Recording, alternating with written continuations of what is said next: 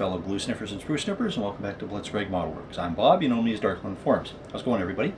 Today I'm going to do an in-box review of Amusing Hobby's new Panther II prototype design plan, kit number 35A012. As much as I love paper panzers, it's really nice to finally get an accurate Panther II, if we could actually say that. I've compared the kit so far to drawings that were in the Panzer Tracts 5-4. Unfortunately, I was not able to get an actual copy. I found an electronic copy in PDF and printed it off. If anybody has an actual copy, I would love one, but I'm not paying the $400, $300 that people seem to want for a $20 original price pamphlet book. Out of the box, I will say the angles of the armor in the hull look correct.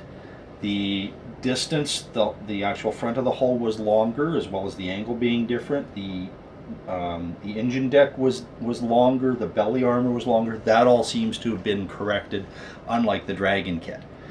The turret, there was never really a turret designed for the Panther II, so everybody just kind of throws the schmal term on it because it was just an oddball turret and it looks cool on it. This is not a schmal term turret. The actual turret, it's kind of a combination of what they use. It looks like they went like verbatim from Panzer Tracts.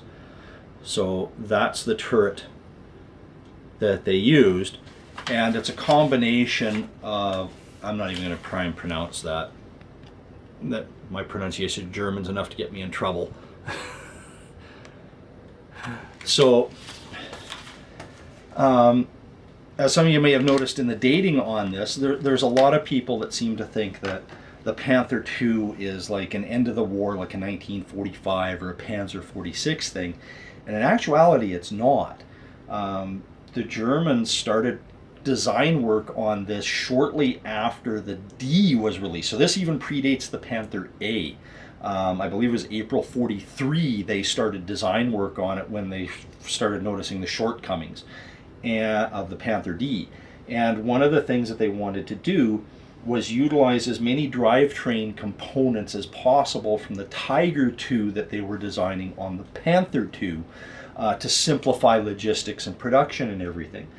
And as they went through and they started, getting reports back from the Eastern Front saying, we don't have enough armor and the guns aren't good enough and all this other stuff, and they kept adding more and more to it, and it was overloading the vehicle, which was already pushing, 50 tons. A standard Panther fully loaded is 45. So this was significantly heavier, and the problem that they had is, while it was a great idea to commonalize, tracks and road wheels and suspension and drivetrain and everything with the Tiger II, the drop in production for both was down to the point where, like, it's not worth it. We can keep production of the Tiger II up and just take some of the design elements from this and put it to the original Panther. Initially, I guess a lot of this stuff started showing up in the Panther G with the new G turret. So enough history. It's actually really nice kit. There's a lot of parts you're going to see that are the same as in their Jagdpanther II. Big surprise. But it is very nicely done. Other than the tracks, like the Jagdpanther II, if you haven't built a really high-end kit before, no problem. Even with the Photoetch, it's really simple, easy to get along with. We're going to have a lot of fun with this build. So I'm going to move the camera over to the bench and we'll go through the parts through and the instruction sheets. Okay, we'll start off with the instructions. Nice color sheet. There is no history because the vehicle didn't actually exist.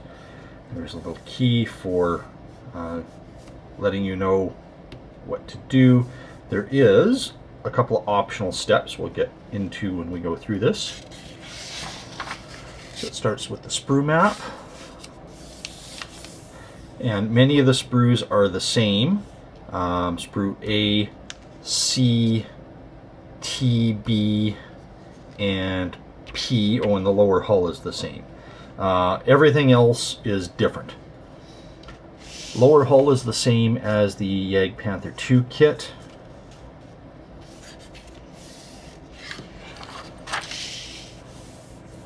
So everything goes together the same way. You can make the wheels still operable and rotate and undulate. So if you want to do a sprung type of suspension, you can do that.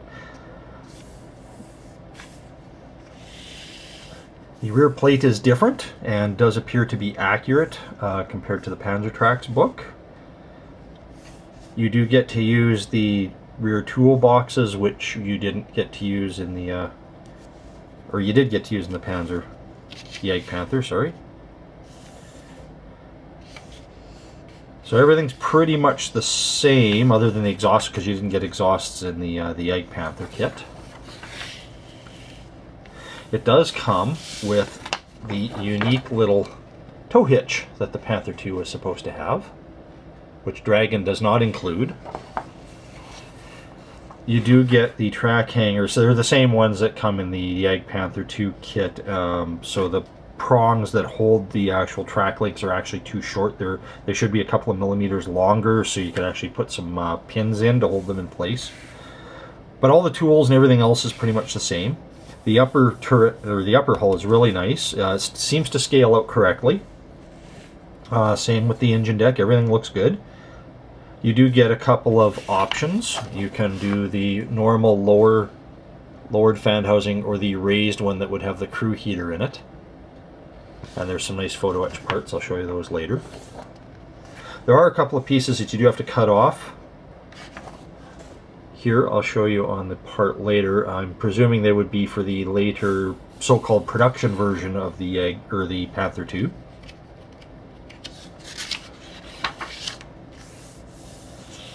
More little parts, more Photoetch.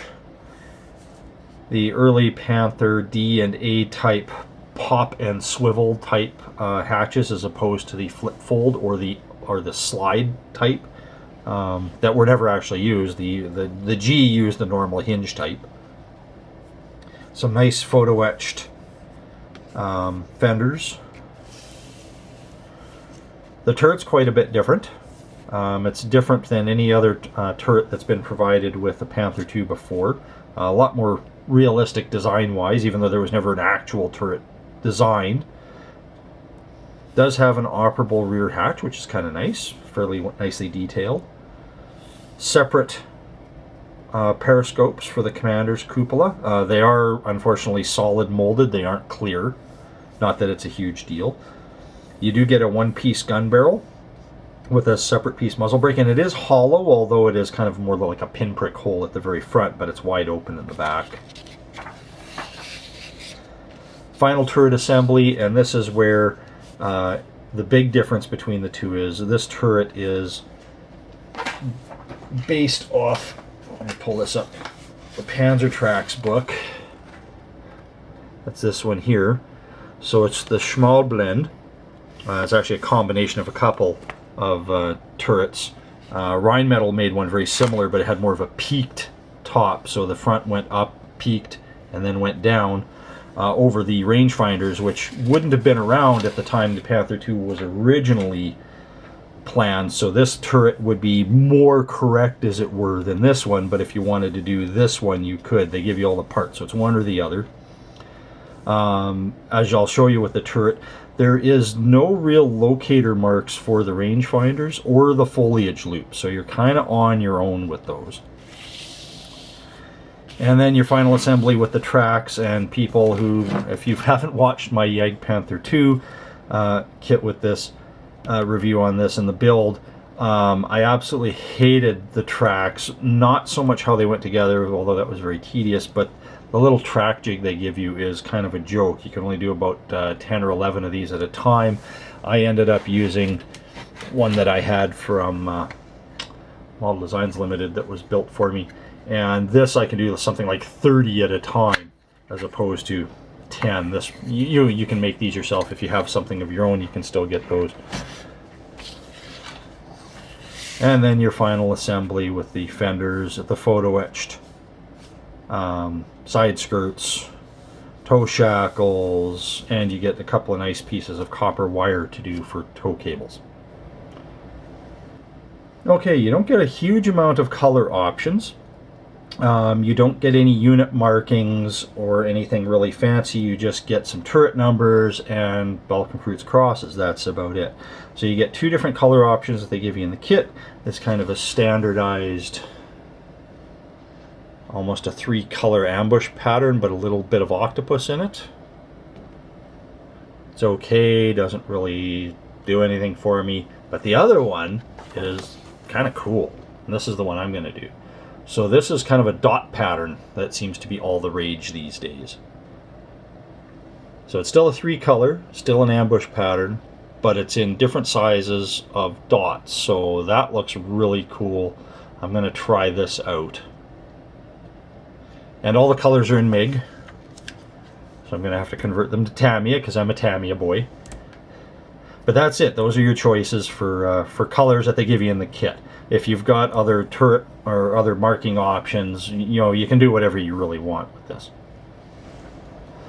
So I'm going to go through the sprues alphabetically. You're going to get quite a few of the same sprues that you got with the Jagdpanther II, and I imagine you're going to get mostly the same sprues with the later Panther II production version. So this is sprue A. So you get a lot of the Jagdpanther parts, like you get the matlet pieces, the original gun barrel, part of the rear of the lower hull with the hatches. You don't use any of those. You'll be using a lot of the tool stowage. You'll be using the that's not even for that too. That's for the Jagdpanther. You'll be using these for the fenders.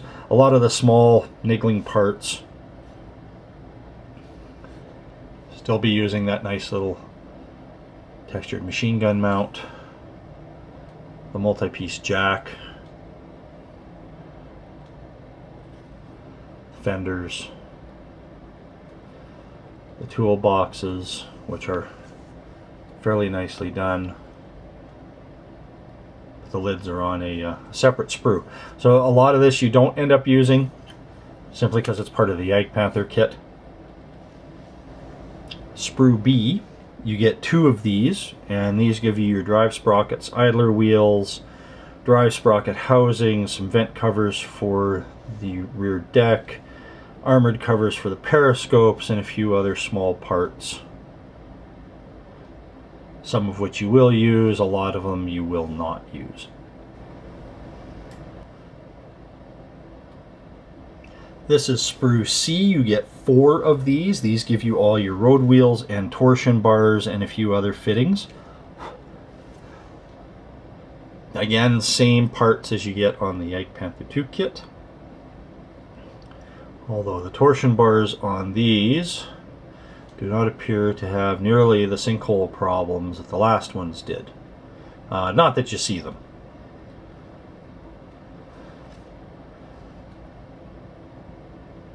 Springs for the rebound bumpers, and these are covers that go into the lower hull that cap the ends that the torsion bars go into.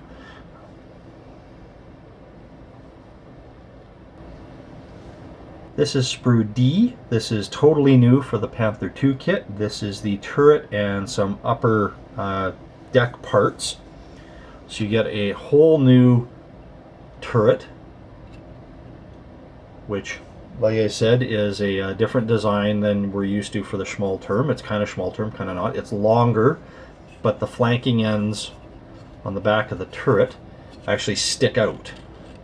And as I said, there is no provision for markings for where to put the range finders or the foliage loops. And I'm going to try and get close enough with the lighting. There is some subtle texture there, if you can see that. It's pretty nice. So you get the top of the turret for the driver and co-driver's hatches. Get the hatches themselves. There is interior detail that goes on to the bottom. So it's nice to see there's no punch-out marks. Those are your foliage loops, lifting rings. Those are your periscopes, which I said unfortunately are solid molded, not clear, but not a big deal. Front of the turret and the matlet housing, and the matlet itself, some very nice cast texture. The one-piece plastic gun barrel, which is hollow, although on this side it's kind of a little pinprick. You got the muzzle brake there. The cap is lower down on the sprue. The back part of the turret. Commander's cupola, again with some nice cast texture. Your rangefinders.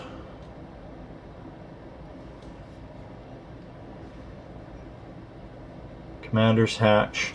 This is the hatch for the back of the turret. So it's nicely done there, but it's awfully thick, so you get this nasty sink mark. Easy enough to polish out, but it is kind of nasty to be looking at. Some other swivels and fittings. That's the cap for your muzzle brake.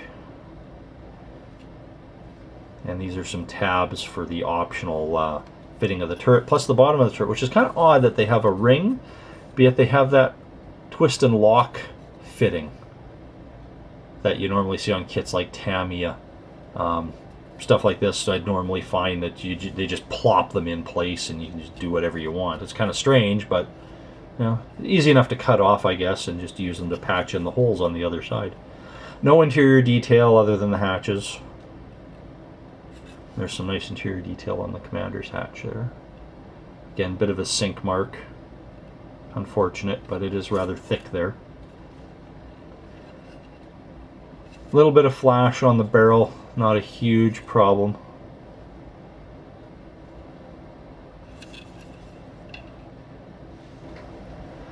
This is sprue E, again, another totally new sprue for the kit. Includes the upper hull, the rear engine plate, exhaust mountings, fan covers, fans, engine cover, vent covers, exhausts, which are hollow molded as well, a few other bits and bobs.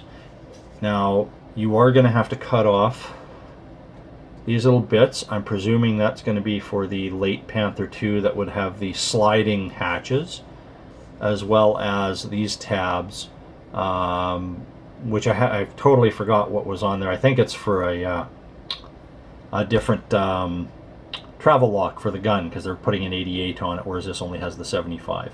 But it does have the correct cuts, as are seen in Panzer Tracts. And again, some very nice texturing. Although, brand new kit and there's flash. So, flash is usually an indication of worn out molds, although it could be caused by overpressure. They could have been using a little too much pressure in the styrene when they injection molded it. So you get, these are little access caps that go on the back of the rear hull. Lifting lugs for on top.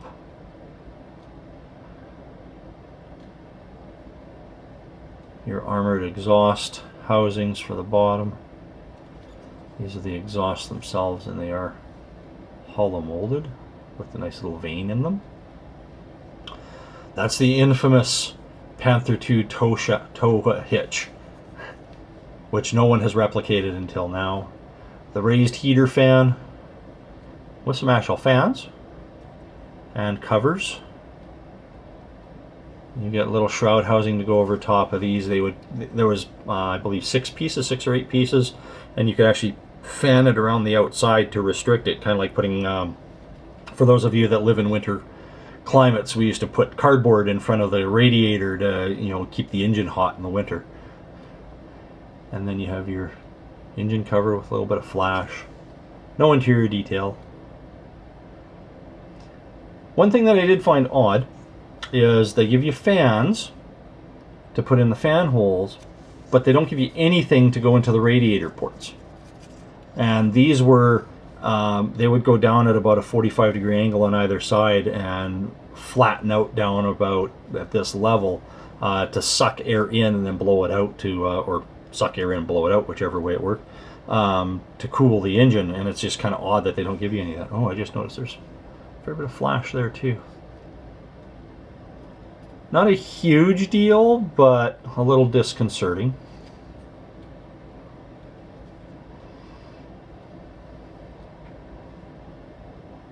Nothing in those, which would be a real pain to clean up.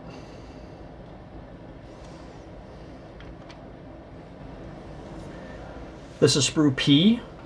This is also on the Jagdpanther kit. Just some tool stowage. Nice fire extinguisher. Come on, focus. There you go. Your tow cable ends. Pretty much the same thing. Different tool stowage.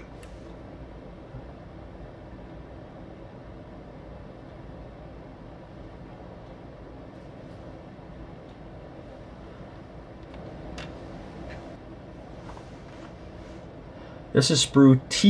You get 4 of these. These are all the track parts. As those of you who watched the Jagdpanther II build know how much I loved assembling these. These are a bit of a nightmare when you start, but once you get the hang of it, they're actually not that bad.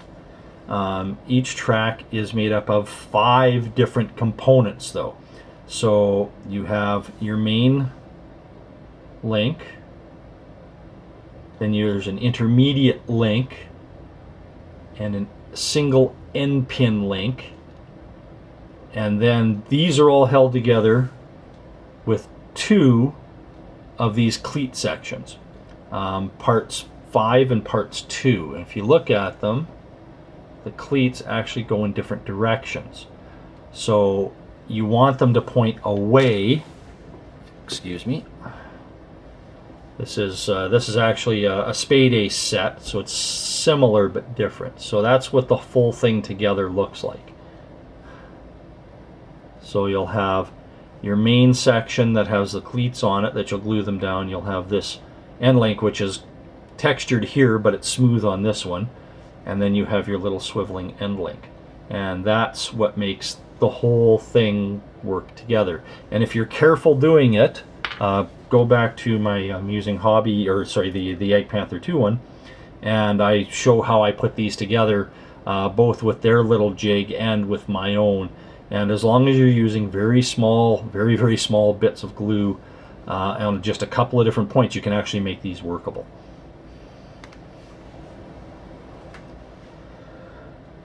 Okay, this is the lower hull. This is going to be the same as on the Jagdpanther II. So nothing new. So there does seem, if we can get the light to shine just right, you can see some sink marks in the bottom from where you put your torsion bars through. Not a big deal, you don't really see it anyway. And the idler, just like the Jagdpanther II, is keyed, so it's not adjustable, it's in a fixed position. But it's the same part, everything will work the same. Okay, this is all the Photoetch. These are collectively Sprues X, Y, and Z, or Z for our American friends. While the fenders are Photoetched, you do get a set of the plastic ones that will work just fine. But if you've never used Photoetch before, this is a really good starting point to work from. You get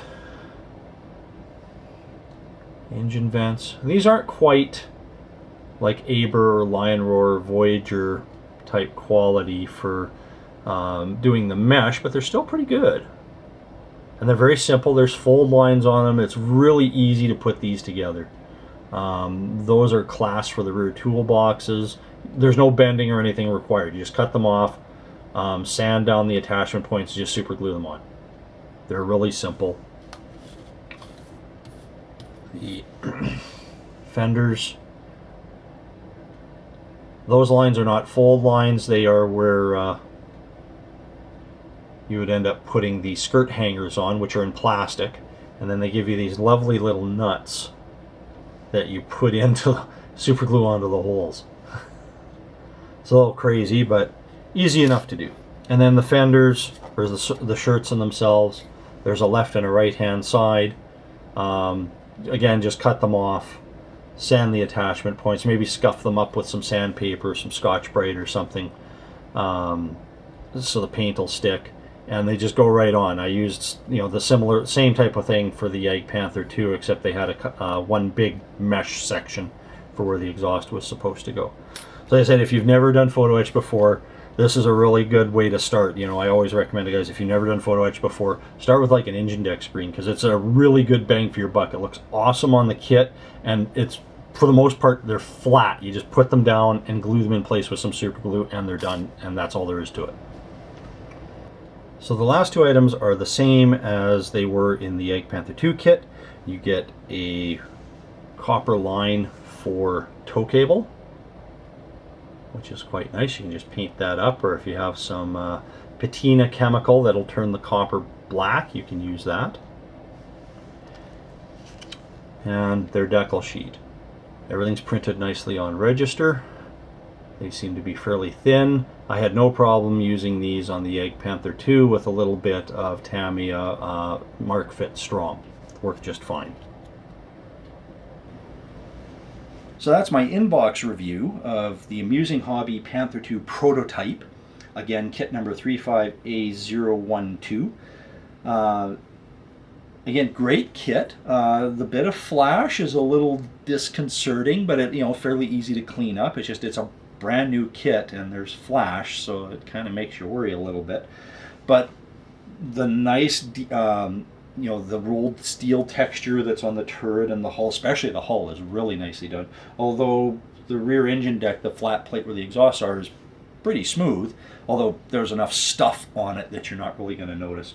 As I said with the photo etch, you know, even if you've never done photo etch before, no problem doing this. This is all flat. There's very little bending that you need to do, and the bending that there's fold marks for it. You can easily do it with a set of tweezers or a small pair of needle nose pliers.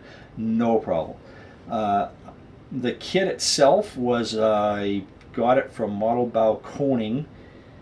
I threw out the receipt, unfortunately, but it was about 49 or 50 pounds, about $70 Canadian plus shipping, which was, you know, unfortunately, it's stuff out of Europe's expensive to ship. It was about 30 euro. Came in the mail. I just had to sign for it. There was no customs paperwork or anything like that. Don't quote me on that, for if you're not in Canada, your mileage may vary. Again, I think this is a great little kit. I just got to find a good crew for it to throw in there. So thank you very much for watching. I really do appreciate it. I will be doing a multi-part build review of this, and join me for that. Okay, thanks a lot. Thanks for watching. Really appreciate it, guys.